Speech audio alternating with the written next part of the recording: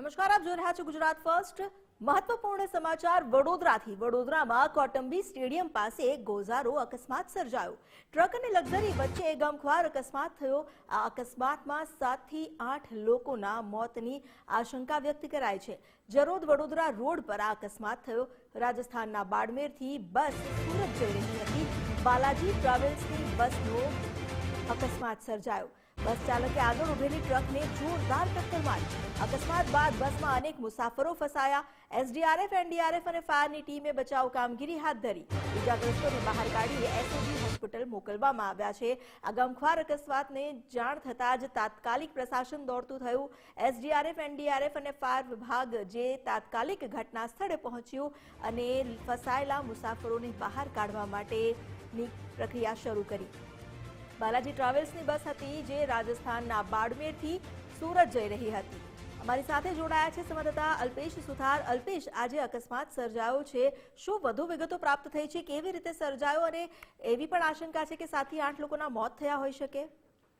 બિલકુલથી જે રીતે વાત કરવામાં તો વહેલી સવારેની આ ઘટના છે કે જ્યાં ટ્રક ઊભી હતી અને પાછળથી આવતી જે ટ્રાવેલ્સ હતી તે અચાનક જે ટ્રક ઉભેલી હતી તેની સાથે અથડાઈ હતી। જોકે કોટંબી સ્ટેડિયમ નજીક આખો આ જે અકસ્માત છે તેનો બનાવ બન્યો છે। ટક્કર એટલી જોરદાર હતી કે આ જે ભયંકર અવાજ છે તે પણ થયો હતો।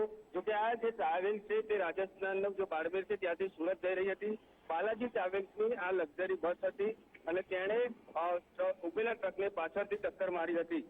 અકસ્માતની અંદર અનેક મુસાફરો ફસાયા હોવાની હાલ માહિતી છે તે સામે આવી રહી છે।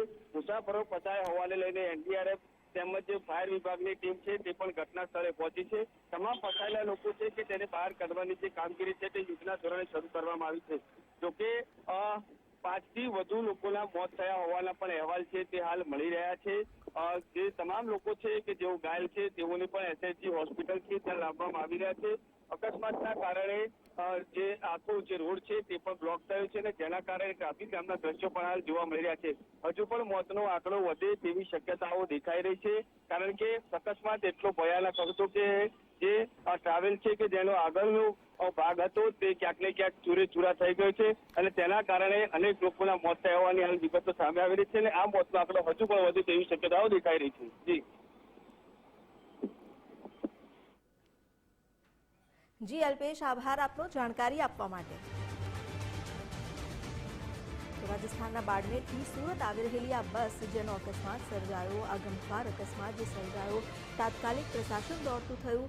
ફરી એક ગોઝારો અકસ્માત જેમાં ટ્રક અને બસ વચ્ચેની ટક્કરે લગભગ 7 થી 8ના જીવ લીધાની જાણકારી પણ મળી છે। જોકે હજુ સુધી કોઈ સ્પષ્ટ આંકડો નથી આપવામાં આવ્યો અને હાલ ઈજાગ્રસ્તો જે છે તેઓને તાત્કાલિક હોસ્પિટલ ખસેડવા માટેની કામગીરી શરૂ કરવામાં આવી છે।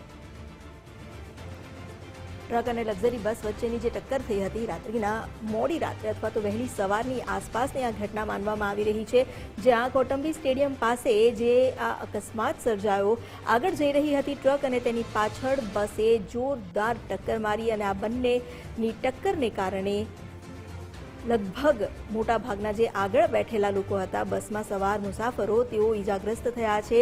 ગંભીર રીતે ઈજાગ્રસ્ત થયેલા લોકોને હાલ હોસ્પિટલ ખસેડવામાં આવ્યા છે। જરોદ વડોદરા રોડ પર આ અકસ્માત સર્જાયો અને આ દ્રશ્યો જોઈ શકાય છે જ્યાં એનડીઆરએફ, એસડીઆરએફની ટીમ પણ રેસ્ક્યુ કામગીરી કરી રહી છે।